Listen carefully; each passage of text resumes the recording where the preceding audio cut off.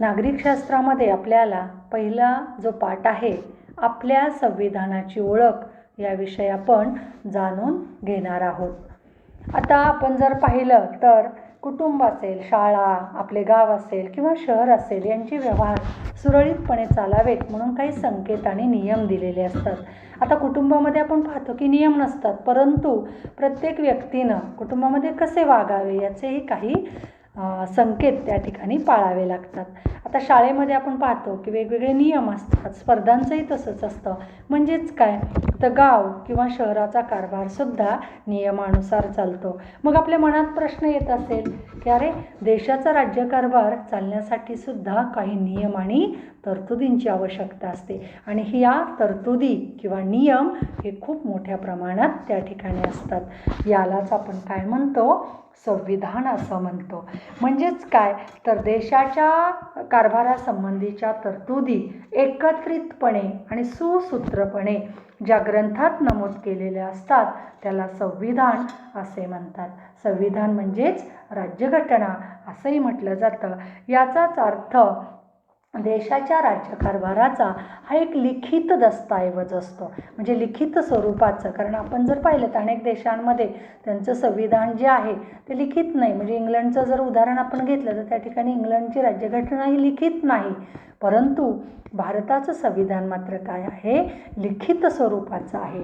आणि जनतेकडून निवडून दिलेले जे ते प्रतिनिधी असतात ते प्रतिनिधी सरकार स्थापन करत असतात आणि त्यानुसार देशाचा राज्यकारभार हा सुरू असतो किंवा केला जातो. शासनावरही काही त्या ठिकाणी बंधनं असतं. संविधानातील तरतुदी किंवा त्यात नमूद केलेले कायदे हे मूलभूत स्वरूपाचे मानले जातात आणि संविधानाला विसंगत ठरेल किंवा संविधानाला फाटाळ पडेल अशा पद्धतीनं कुठलाही कायदा त्या ठिकाणी करता येत नाही. आणि जरी तो केला गेला तरी न्यायमंडळ जे आहे ते तो कायदा रद्द ठरवू शकते.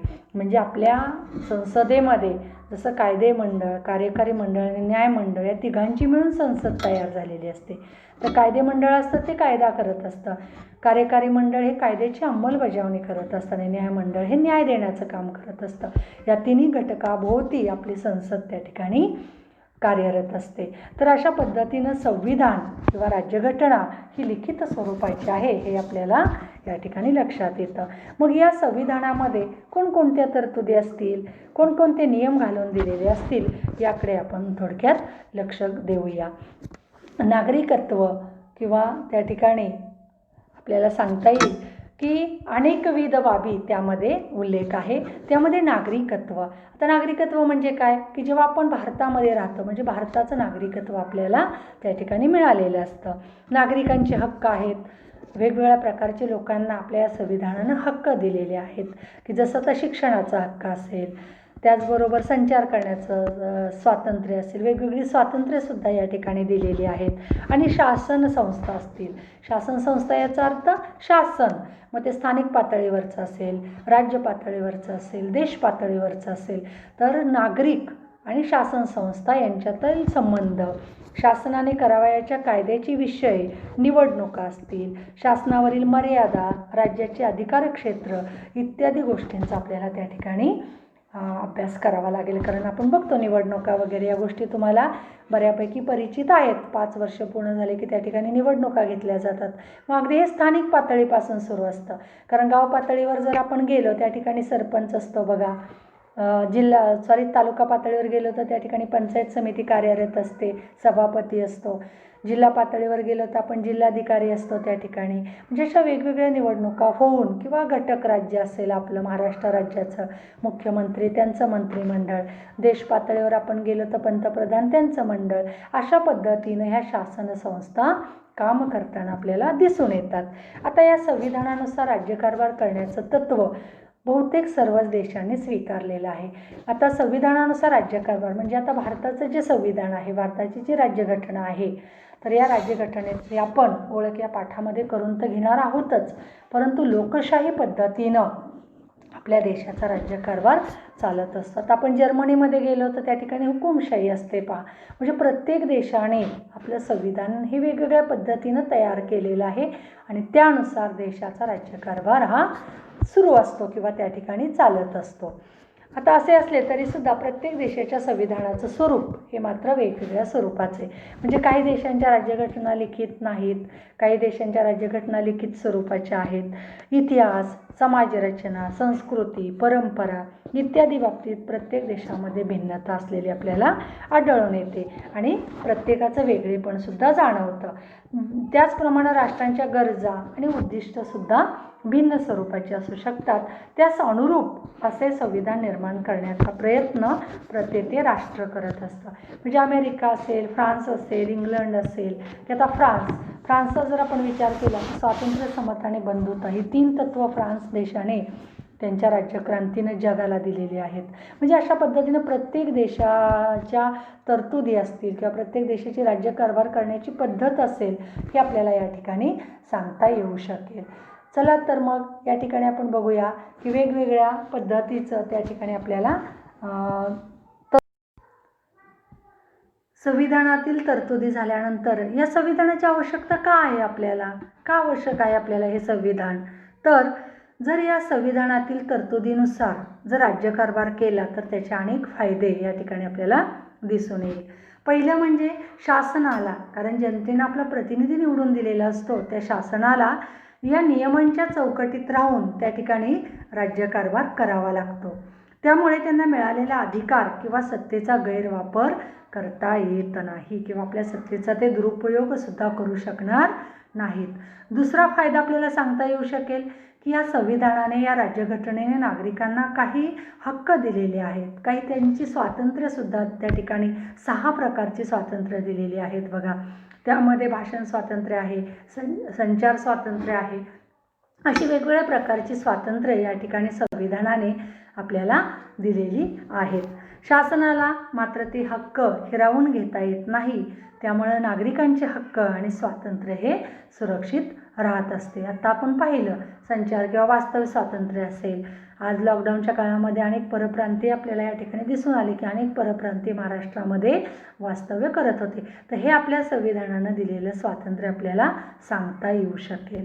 त्यानंतरचा पुढील फायदा आपल्याला म्हणता येईल की संविधानानुसार जर राज्यकारभार केला तर त्या ठिकाणी कायद्याचं राज्य प्रस्थापित होईल. म्हणजे कायद्यापुढे सर्व समान अशा पद्धतीनं एक रचना असू शकेल आणि त्यामध्ये सत्तेचा जो गैरवापर आहे किंवा मनमानी कारभार आहे त्याला मात्र वाव मिळणार नाही. म्हणजेच गैरवापराला, सत्तेच्या अधिकाराला त्या ठिकाणी अगदी आळा बसू शकेल की कुठल्याही पद्धतीचा गैरवापर कोणतंही शासन किंवा सरकार त्या ठिकाणी करू शकणार नाही. त्यापुढील फायदा आपल्याला सांगता येऊ शकेल की संविधानानुसार किंवा या राज्यघटनेनुसार राज्यकारभार होत असल्यामुळं शासन आणि सामान्य जनता यांच्यामध्ये परस्पर विश्वास वाढताना दिसून येतो आणि मग ते या शासनाच्या उपक्रमामध्ये सहभागी होऊ शकतात. त्यामुळं लोकशाही अधिक बळकट होण्यास मदत होते. आज जे आपण म्हणतो की जगातली सर्वात मोठी लोकशाही असलेला देश म्हणून भारताची गणना केली जाते, याचं उत्तम उदाहरण आपल्याला या संविधानाचं सांगता येऊ शकेल. त्याचबरोबर संविधानामध्ये त्या त्या देशासमोर काही राजकीय आदर्श ठेवण्याचं काम हे संविधान करत असतं आणि या संविधानानुसारच वाटचाल करण्याचं बंधनसुद्धा त्या राष्ट्रावर असतं, हे आपल्याला सांगता येऊ शकेल. त्याचबरोबर जागतिक शांतता असेल, सुरक्षितता असेल, मानवी हक्कांचं संरक्षण असेल, यासाठी पोषक वातावरण निर्माण होण्यासाठी संविधान एक महत्त्वाची भूमिका पार पाडत असते. त्यामुळं नागरिकांच्या कर्तव्यांचा उल्लेखसुद्धा या संविधानात असल्यामुळे नागरिकांची जबाबदारी निश्चित होते. कारण आपण म्हणतो की आपल्याला संविधानानं हक्क दिलेले आहेत, स्वातंत्र्य दिलेले आहेत, पण हे स्वातंत्र्य उपभोगत असताना आपण त्या ठिकाणी कर्तव्याची सुद्धा जाणीव ठेवली पाहिजे. कारण हक्क आणि कर्तव्य हे एकाच नाण्याच्या 2 बाजू आहेत असे म्हटले जाते. म्हणजे जेव्हा आता आपण पर्यटनाला जाणं हा आपला हक्क आहे असं आपण समजतो, पण हे त्या ठिकाणी पर्यटनाला गेले असताना कुठल्याही पर्यावरणाला किंवा एखाद्या प्राण्याला इजा होणार नाही याची आपण खबरदारी घेणं म्हणजेच आपण आपल्या कर्तव्याचं पालन करणे होय. म्हणजे ज्यावेळी आपण आपलं स्वातंत्र्य उपभोगत असतो, ज्यावेळी आपण आपला हक्क बजावत असतो, त्यावेळी खऱ्या अर्थानं आपण आपल्या जबाबदारीची सुद्धा जाणीव करून घेणं गरजेचं आहे. हे आपल्याला या संविधानाच्या आवश्यकतेमध्ये सांगता येऊ शकेल. आता संविधान किंवा या संविधानाचे काही नियम आपण या ठिकाणी बघितलेले आहेत. त्यामुळे आपल्याला संविधानाची आवश्यकता निर्माण होते. मग आता संविधानानुसार राज्यकारभार करायचं म्हणजे काय करायचं, हो की नाही, हा प्रश्न असतो. तर देशाच्या सीमारेषांचं संरक्षण करणं म्हणजे राज्यकारभार करत असताना कोणकोणत्या घटकांचा समावेश असतो हे आपण या मुद्द्यामध्ये बघणार आहे. देशाच्या सीमारेषांचं संरक्षण करणं.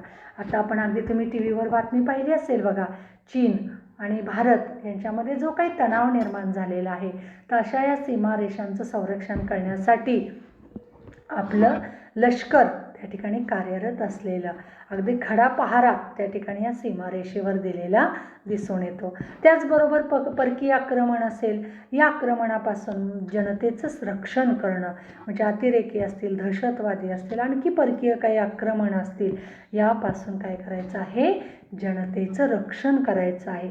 त्याचबरोबर दारिद्र्य निर्मूलन आहे, रोजगाराची निर्मिती आहे, शिक्षण आहे, आरोग्यसेवा आहे, उद्योग व्यवसायांना प्रोत्साहन असेल, दुर्बल घटकांचं संरक्षण आहे, महिला, बालके, आदिवासींच्या प्रगतीसाठी काही उपाययोजना आहेत. या सर्व बाबतीत शासनाला कायदे करावे लागतात. आज आपण पाहतो की आज जगामध्ये कोरोनासारखी एक महामारी आलेली आहे. आपल्या देशाचा, आपण राष्ट्राचा जर आपण विचार केला तर त्या ठिकाणी आपली आरोग्य संघटना त्या ठिकाणी रात्रंदिवस काम करताना दिसून येत आहे. या महामारीमुळं अनेकांचे रोजगारसुद्धा गेलेले आपण टी व्हीवर बातम्यांमध्ये, आपण वर्तमानपत्रामध्ये वाचतो आहोत. तर या सगळ्या गोष्टींना शासनाला काय करावा लागतो, विचार करावा लागतो. कायद्याच्या अंमलबजावणीद्वारे समाजामध्ये योग्य ते बदल घडवून आणावे लागतात. कायदा तर आहे, आज आपण पाहिलं की संचारबंदीसारखा कायदा, आपण त्याला लॉकडाऊन असं तुमच्या कानावर शब्द पडले किंवा लोकांनी बाहेर पडायचं नाही, पण हा एक कायदा आहे पहा की संचारबंदी. जेव्हा अशी काही परिस्थिती किंवा जेव्हा अशी काही एखादी आपत्ती देशामध्ये येत असते त्यावेळी संचारबंदी केली जाते की जेणेकरून त्याला एक प्रतिबंध घालणं हा घटक या ठिकाणी आपल्याला सांगावा लागतो. थोडक्यात काय तर या आधुनिक काळातील शासनाला अगदी अवकाश संशोधनापासून म्हणजे वेगवेगळ्या वैज्ञानिक शोधांपासून ते अगदी सार्वजनिक स्वच्छतेपर्यंत सर्व बाबी संबंधी निर्णय घ्यावे लागतात आणि यालाच काय म्हणायचं, राज्यकारभार असे म्हणता येऊ शकेल. आज आपण पाहतोय की या कोरोनासारख्या आजारावर त्या ठिकाणी कोणत्याही प्रकारची लस उपलब्ध नाही किंवा नेमकेपणाने औषध नाही, तरीसुद्धा या ठिकाणी वेगवेगळे प्रयोगाद्वारे ते औषध शोधण्याचा प्रयत्न सुरू आहे. म्हणजे या सगळ्या घटकावर शासनाचं नियंत्रण असलेलं आपल्याला दिसून येतं. थोडक्यात काय तर संविधान म्हणजे आपण पाहिलं की जे काही नियम तत्त्व त्या ठिकाणी घालून दिलेली आहेत आणि त्याची आवश्यकता काय आहे, कारण नियमांच्या चौकटीत राहून त्या ठिकाणी शासनाला आपला राज्यकारभार करावा लागतो की जेणेकरून जनता आणि सरकार किंवा शासन यांच्यामध्ये परस्पर विश्वास वाढीला लागतो. त्यानुसार मग माहितीचा अधिकार माणसांना मिळाला बघा की जेणेकरून शासनाची ध्येय धोरणे काय आहेत हे आज आपण या ठिकाणी जाणू शकतो आहे. म्हणजे अशा पद्धतीनं या संविधानामध्ये राज्यकारभार किंवा संविधानाच्या चौकटीत राहून शासनाला आपला राज्यकारभार करावा लागतो. मग आता आपण जाणार आहोत की संविधानाची निर्मिती केव्हा झाली असेल, बरोबर की नाही, किंवा हे संविधान कसे निर्माण झाले हे आपल्याला या मुद्द्यामध्ये अभ्यासायचं आहे. संविधान निर्मितीची पार्श्वभूमी. आता संविधान किंवा ही राज्यघटना आपण पाहतो की देशाला 15 ऑगस्ट 1947ला देशाला स्वातंत्र्य मिळालं. 26 जानेवारी 1950 पासून देशाचा राज्यकारभार हा संविधानानुसार किंवा लोकशाही पद्धतीनुसार सुरू झाला. तर हे संविधान निर्मितीची जी प्रक्रिया आहे ती अगदी देशाला स्वातंत्र्य मिळण्याच्या उंबरठ्यावर असतानाच सुरू झालेली होती.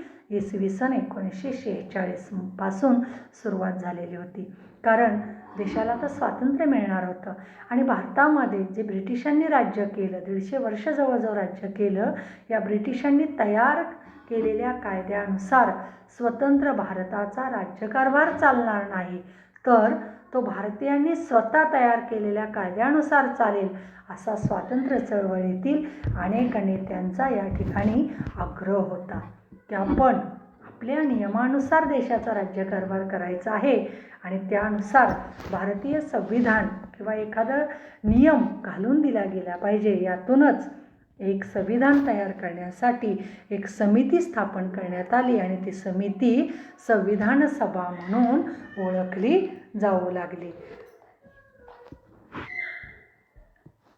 अशी ही संविधान सभा ज्या वेळेला तयार करण्यात आली, या संविधान सभेमध्ये असलेले अनेक सदस्य त्यांनी आपल्या योगदानाने हे संविधान पूर्ण केलेलं होतं. आता आपण पाहिलं मगाशीच की अगदी 15 ऑगस्ट 1947ला आपला देश स्वतंत्र झालेला होता आणि यापूर्वी जवळजवळ 150 वर्ष या इंग्रजांनी राज्य केलेलं होतं. या इंग्रज सरकारनं आपल्या राज्यकारभाराच्या सोयीसाठी मुंबई प्रांत, बंगाल प्रांत, मद्रास प्रांत यासारखे विभाग पाडलेले होते. अनेक प्रशासकीय विभाग केलेले होते. या प्रांतामधील कारभार तेथील लोकप्रतिनिधीमार्फत चालवला जात होता. त्याचबरोबर काही भागांचा कारभार हा स्थानिक राजे त्या ठिकाणी पाहत होते आणि अशा भागांना संस्थानं म्हटलं जायचं किंवा त्यांचे जे प्रमुख होते त्याला संस्थानिक म्हणून ओळखलं जायचं.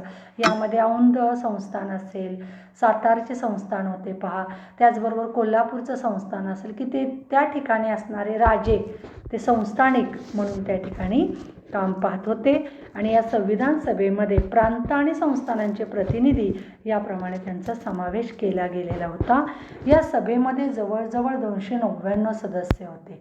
संविधान सभा जी अस्तित्वात आली या सभेमध्ये 299 सदस्य होते आणि या सभेचे किंवा या संविधान सभेचे अध्यक्ष म्हणून डॉक्टर राजेंद्र प्रसाद यांना मानले जाते किंवा डॉक्टर राजेंद्र प्रसाद या संविधान सभेचे अध्यक्ष म्हणून ओळखले जातात. या संविधान सभेची आता वाटचाल सुरू झालेली होती किंवा त्या ठिकाणी संविधान तयार होऊ लागलेलं होतं. त्यासाठी डॉक्टर बाबासाहेब आंबेडकर हे मसुदा समितीचे अध्यक्ष होते. आता मसुदा म्हणजे काय तर कायद्याचे विधेयक, याला मसुदा असं म्हटलं जातं. की काय असावं या संविधानामध्ये, कोणते नियम असावेत, कोणते कायदे असावेत, कोणती स्वातंत्र्य असावेत, कोणती हक्क असावेत, असा एक कच्चा त्या ठिकाणी मसुदा तयार करण्यात आला आणि या समितीचे अध्यक्ष होते डॉक्टर बाबासाहेब आंबेडकर. त्यांचा विविध देशांच्या संविधानाचा गाढा अभ्यास होता. हे संविधान तयार करत असताना त्यांनी अगदी अहोरात्र अभ्यास चिंतन केलं. अनेक देशांच्या संविधानाचा त्यांनी अभ्यास केला आणि त्यानंतर त्यांनी एक तयार केलेला संविधानाचा मसुदा आपल्या या संविधान सभेपुढे मांडलेला होता. त्यावर अनेक कलमावर त्या ठिकाणी चर्चा करण्यात आली. अनेक कलम म्हणजे जे काही त्या ठिकाणी अनेक दुरुस्त्या सुचवण्यात आल्या. संविधानाचा मसुदा संविधान सभेपुढं मांडण्याचे, त्याविषयी विचारलेल्या प्रश्नांना उत्तर देण्याचे, तसेच संविधान सभेच्या सूचनेनुसार मूळ मसुद्यामध्ये काही फेरबदल करण्याचे, प्रत्येक तरतूद निर्दोष करण्याचं काम डॉक्टर बाबासाहेब आंबेडकरांनी केलेलं होतं. म्हणजेच त्यांच्या या निर्मितीतील योगदानामुळे भारतीय संविधानाचे शिल्पकार असे म्हटले जाऊ लागले किंवा भारतीय राज्यघटनेचे शिल्पकार म्हणून डॉक्टर बाबासाहेब आंबेडकरांना ओळखलं जातं.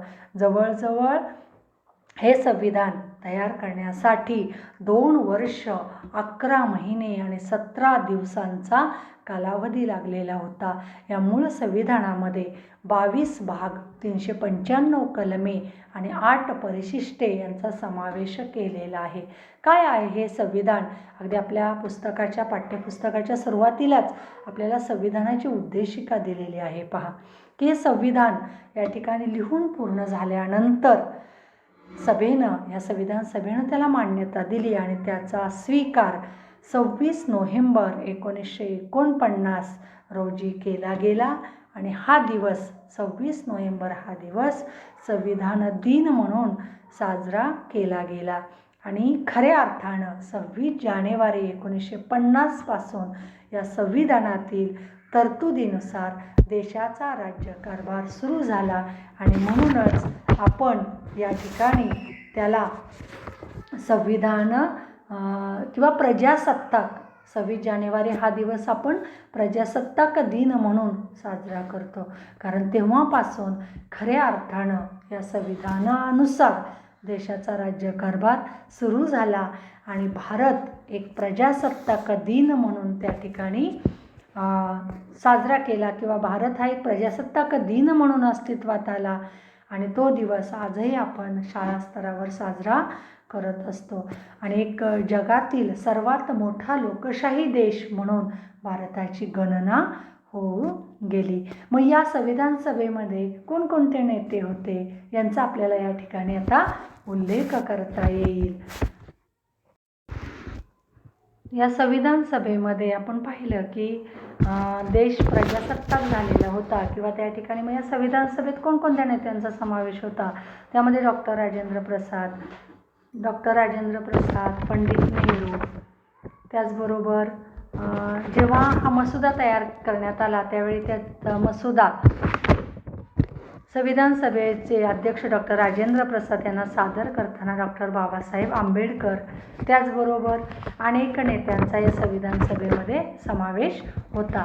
त्यामध्ये आपल्याला सांगता येऊ शकेल डॉक्टर राजेंद्र प्रसाद आहेत, पंडित नेहरू, डॉक्टर बाबासाहेब आंबेडकर, सरदार वल्लभभाई पटेल, मौलाना अबुल कलाम आझाद, सरोजिनी नायडू, जे.बी. कृपलानी, राजकुमारी अमृत कौर, दुर्गाबाई देशमुख, हंसाबेन मेहता असे अनेक मान्यवर त्या ठिकाणी सदस्य म्हणून होते. आणि B.N. राव या कायदेतज्ञांची संविधान सभेचे कायदेविषयक सल्लागार म्हणून नेमणूक झालेली होती. अशा पद्धतीने या संविधान सभेमध्ये जवळजवळ 299 सदस्यांचा समावेश होता आणि खऱ्या अर्थानं आता या ठिकाणी संविधान तयार झालेलं होतं. आणि 26 जानेवारी 1950 पासून या संविधानाची त्या ठिकाणी अंमलबजावणी करण्यात आली किंवा देशाचा राज्यकारभार हा संविधानानुसार चालू लागला. अशा पद्धतीने आपण या नागरिकशास्त्र विषयामध्ये पहिल्या पाठामध्ये आपल्या संविधानाची ओळख करून घेतलेली आहे की संविधान म्हणजे नेमकं काय, या संविधानातील तरतुदी कोणकोणत्या आहेत किंवा या संविधानाची आवश्यकता का आहे आणि या आवश्यकतेतून संविधानाची निर्मिती कशी झाली, त्यासाठी कोणाकोणाचं योगदान महत्त्वपूर्ण होतं याचा थोडक्यात आढावा घेतलेला आहे. धन्यवाद.